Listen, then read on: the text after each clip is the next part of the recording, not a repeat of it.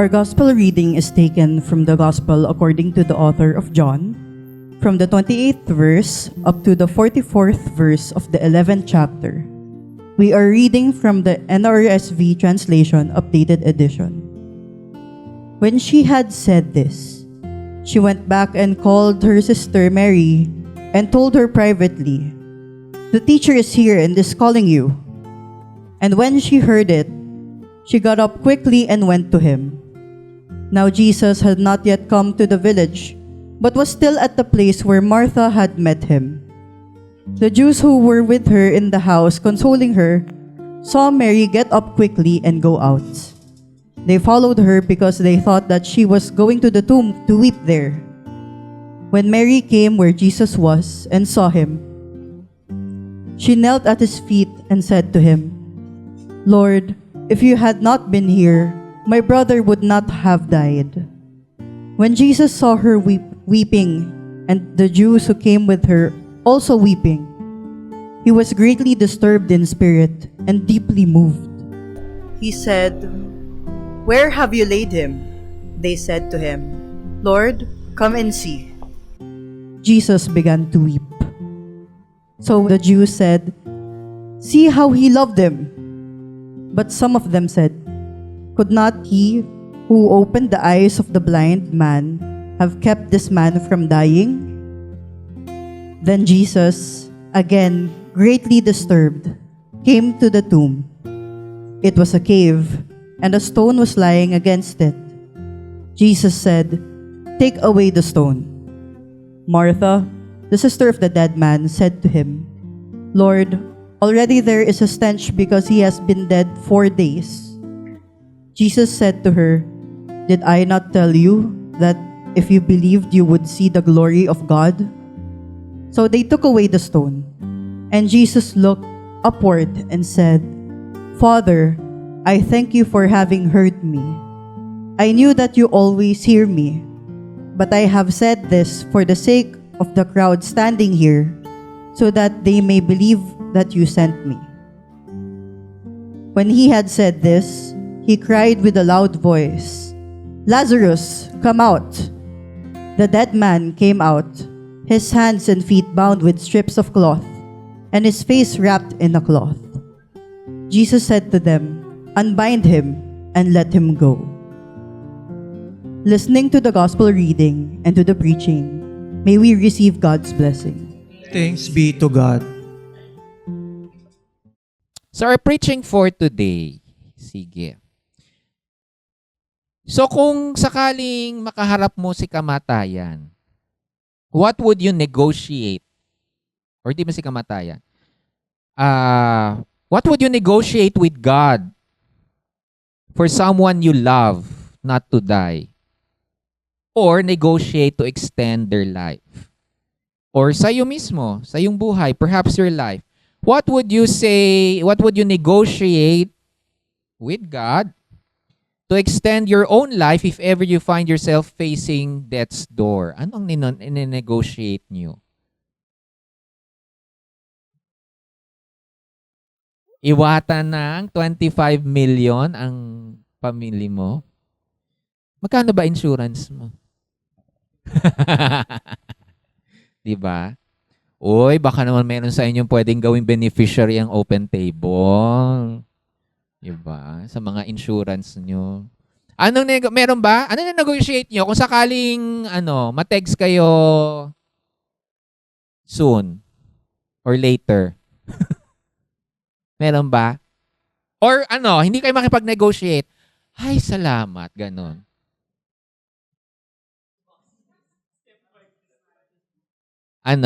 May negotiate ba kayo sa ating Panginoon? O hindi na? Ay, salamat. Isa pang araw. One more day, Lord. Ganyan. Something to think about. In our story today, Jesus raises Lazarus. A very famous story in the Gospel of John. Only found in the Gospel of John, as far as I remember. At sabi doon, Lazarus was already dead for 4 days. 4 na araw na siyang patay. So there is no doubt napatay na talaga siya. Kasi 4 days na. May amoy na nga, sabi ng mga tao.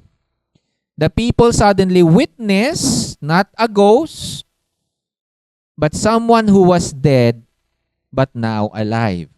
Sabi dun sa kwento.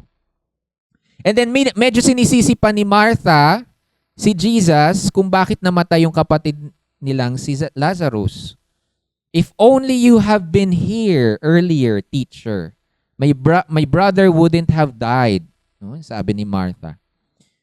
Kung nandito ka lang ng mas maaga, edi sana hindi namatay ang kapatid ko. Asan ka ba? Ano bang pinaggagawa mo, Lord?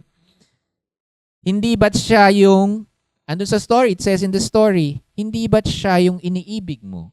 Is this not the one that you love? It is also in this story that we hear that Jesus weeps. One of those stories, very few, where it says Jesus wept, umiyak si Jesus, tumangis, humagulgol, nagluksa. Many churches almost always focus on the fact that Lazarus literally rose from the dead because of Jesus. No, pag pinipreach itong story na to sa ibang churches, Protestant man yan, evangelical or Catholic, nakafocus dun sa binuhay siya ni Jesus, resurrection. Dun umiikot yung kwento. Hindi naman mali yun. No, it is right, no? Rightfully so. This is the first obvious thing about the story. This is also the final and most dramatic sign of power that points to the messianic identity of Jesus. Now, sa Gospel of John kasi, hindi ginagamit yung word na miracles. Ang ginagamit na word ay signs. Okay? Yung mga ginagawa niyang pagpapagaling, yung ginawa, mga, quote-unquote, miraculous actions ni Jesus sa Gospel of John, hindi siya tinawag na miracle. Tawag sa kanya ay signs because it points to who Jesus is. As the Messiah, the one who has the power, the Son of God, the Word of God who is also God. Ayan. Signs that point to something. In this case, the miraculous signs in the Gospel of John points to who Jesus is, the Messiah, the Son of God, and someone who is also God. In the Gospel of John, this is the last and most dramatic sign. Yung mga signs na miracles sa Gospel of John, ano siya? Antag dito? Yung padrama. Step by step. Hanggang dun sa finale, sa climax na story. So ito yung pinaka-last but the most dramatic sign before Jesus was to be arrested, before the Last Supper, before the story of the Passion, the torture, death, crucifixion of Jesus. And again, the sign points to Jesus as the resurrection, the source of resurrection. Si Jesus ang muling pagkabuhay. However, in favor of the resurrection and the triumph of life, many Christians fail what the story, the other message of the story, what the story also tries to say in very subtle ways. That while Jesus is the resurrection, there is no resurrection without passing through suffering and death. Diba? Kaya nga may resurrection. Walang resurrection kung hindi ka mamatay muna. So, the other part of the story is that while Jesus is the resurrection, there is no resurrection without passing through suffering and death. That even with Jesus, death still comes for Him. Death came for Jesus, His followers, and for all of us. And not just death, hindi lang kamatayan, pain, suffering, grief abounds. Lazarus still died, even though he was the beloved of Jesus as per the Gospel of John.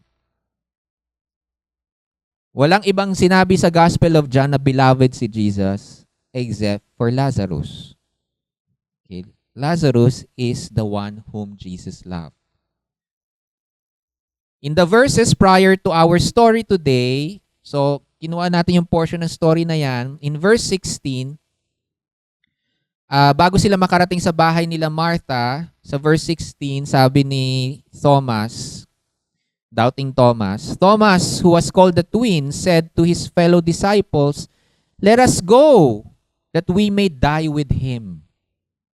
No, kasi before this story, may story na pupunta si Jesus sa Jerusalem, pupunta siya, mag-iikot siya and all that, and people was trying, some of the people wanted to kill him. Diba? Tapos parang sinasabi ng ibang disciples, pine-prevent siyang pumunta sa dangerous place. Pero sabi ni Thomas, sa iba pang mga disciples, "Let us go, tara, that we may die with him." And then follows this story. The fact is, even after the resurrection of Lazarus, di ba, ni-resurrect siya ni Jesus, sabi dun sa story. So even after the resurrection of Lazarus, indeed, Jesus was taken, tortured, and then crucified and died. It is good to assume that Lazarus also later died, even after being resurrected. All the apostles, lahat ng mga apostoles, 12, 14 apostles or more, including the woman apostle Junia, all of them died. Paul, who claims to be the apostle to the Gentiles, also died. Father Richard Mickley and Pastor Egay, who loved and served and believed in God with all their hearts, died. At nung when we visited Father Richard, kami ni Jack, a week before siya namatay, he was sleeping and was listening to the Roman Catholic Mass.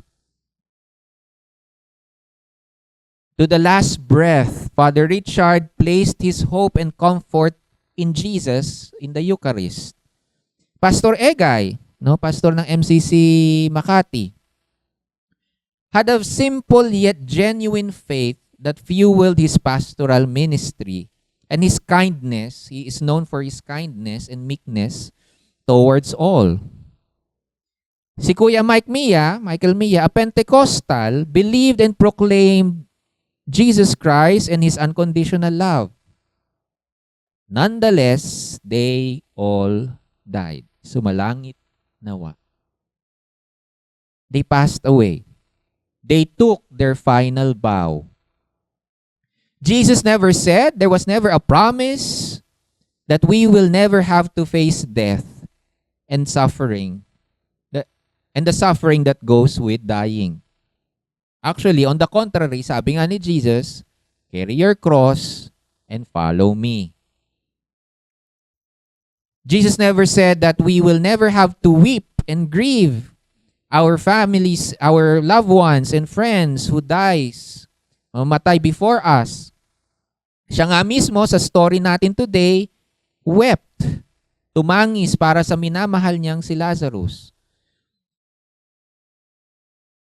The promise is that when we die, there is life beyond. Yun yung pangako. There is resurrection. Now, we do not know what life beyond would be and how it would be. Yun lang, hindi natin alam. Hindi tayo sigurado, hindi tayo sure. Diba? Yun yung pangako. Pero, hindi tayo sure. We do not have any objective and scientific findings or facts if there is really life beyond death. Wala. But there are scientists, there are medical scientists who are still trying to find out if there is something beyond death. No? But as of today, there is no objective scientific fact and findings to say, oh, there is life after death. Wala pa. On that matter, I welcome the uncertainty and the mystery of what is beyond death. Actually, I welcome the uncertainty and the mystery that is beyond death. I think it does us good. It is good for us not to know if there is life beyond death. And on reverse, I think human civilization will collapse if we suddenly found out, objectively and factually, either way. No? Kung malaman natin, halimbawa, malaman natin, merong life after death, human civilization will collapse. O on reverse, yung kabaliktaran naman, lalo na pag nalaman natin wala pala talagang life after death, human civilization will collapse. Either way. So I welcome the mystery and the uncertainty of death. I can only trust, magtiwala, that my Christian tradition speaks about a whole different life beyond, which is a life with God and within God. At sabi nga ng mga Buddhists, in some Buddhist traditions, they would tell us that we are like drops of rainwater that originated from the oceans and the seas, evaporated into the heavens, and then condensed to be born as rainwater that fell from the skies, droplets of water that would travel on the landscapes and rivers and streams until finally they find their way or its way back into the ocean and becomes one with it once more. But really and ultimately, we do not know what happens beyond the doors of death. The only certainty we know is that each one of us will meet death and pass through her doors literally, figuratively, and poetically. Yun lang ang sigurado tayo. Lahat tayo matitegs.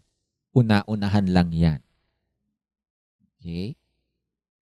Rich and poor will die, although it is the poor that die and suffer more in our world. Tyrants and dictators will one day die. Left, right, center, progressive, moderate, conservative, all are going to die. This is also why we have Lent. Ito rin yung rason bakit may Lent. And why the beginning of Lent, sa Ash Wednesday, reminds all of us that we will all die one day. In the old tradition, ang sinasabi dun sa abo, ashes to ashes, dust to dust. Ash Wednesday reminds us, and the entirety of Lent, that we will all die one day. This is the wisdom of following the liturgical calendar and acknowledging the cycles, the different seasons of life, human experiences and human emotions, which includes death, suffering, sorrow, and grief.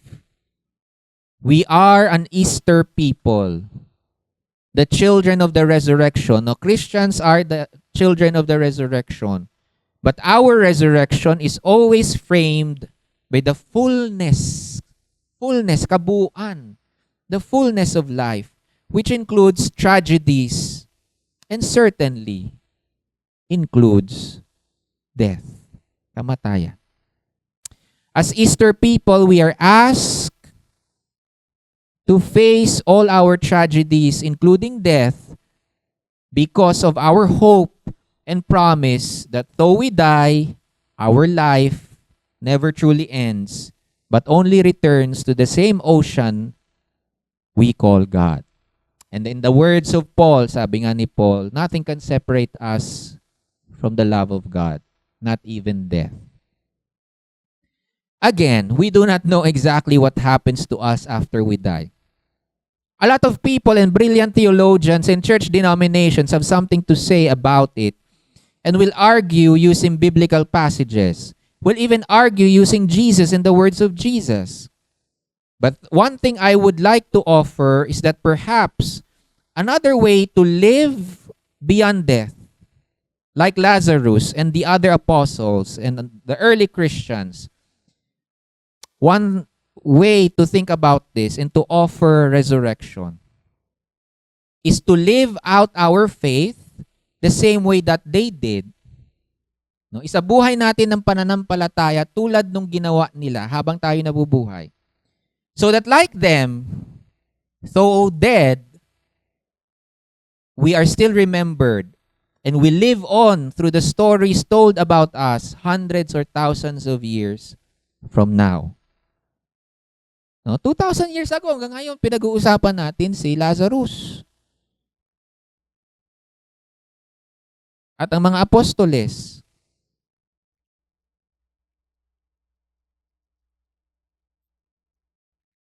I would like to offer this, perhaps another way to live beyond death, like Lazarus and the other apostles and the early Christians, is for us to live out our faith the same way they did.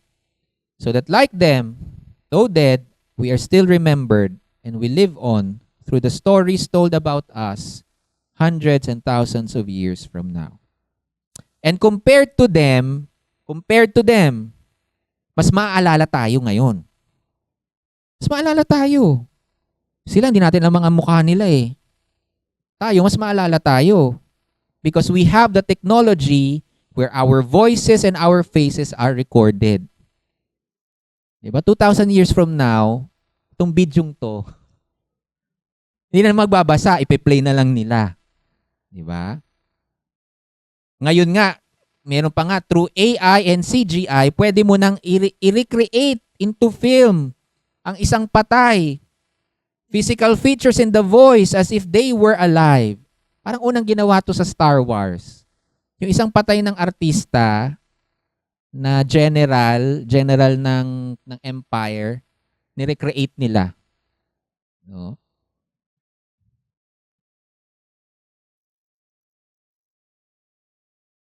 Ginawa din. Audrey Hepburn. Diba? So medyo prophecy din yung yung Harry Potter.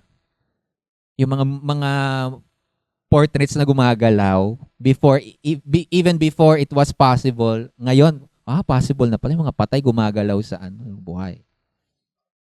Or hologram, di ba? So kung ating pagsusumikapan ng ating buhay na puno ng pananampalataya, so pagsisikapan natin ang ating buhay at ating pananampalataya, ang pag-ibig at paglilingkod, at ang tapang na ipaglaban ang ating mga karapatan, kung ano ang tama, ang human rights, human dignity, ang our queer community and LGBTQI plus movement. Tulad kung paano si Jesus at ang kanyang mga unang disipules, tayo rin ay mabubuhay namang muli sa mga kwento at aral na pag-uusapan at ibabahagi ng mga susunod na henerasyon. We will be resurrected and live on in the ongoing story of the church, the body of Christ, and in the continuing conversation of matters of belief and faith.